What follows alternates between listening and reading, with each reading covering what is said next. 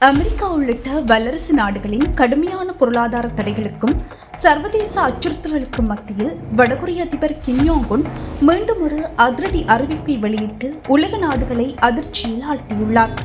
வடகொரியாவின் அதிநவீன அணுசக்தி எரிபொருள் தயாரிப்பு நிலையத்திற்கு திடீர் விஜயம் மேற்கொண்ட அதிபர் கிம் யோங் உன் அங்குள்ள உரேனியம் செறிவூட்டும் தொழில்நுட்பங்களை நேரில் பார்வையிட்டுள்ளார்.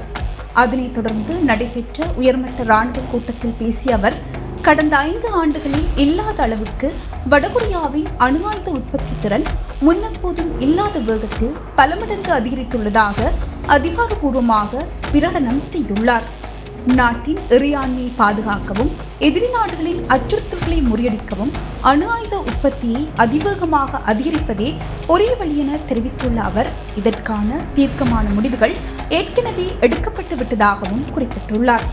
நேற்று வெளியான இந்த அதிகாரப்பூர்வ அறிவிப்பு ஆசிய பிராந்தியத்தில் மட்டுமல்லாது ஒட்டுமொத்த சர்வதேச அரசியல் களத்திலும் புதியதொரு பதற்ற நிலையை உருவாக்கியுள்ளது.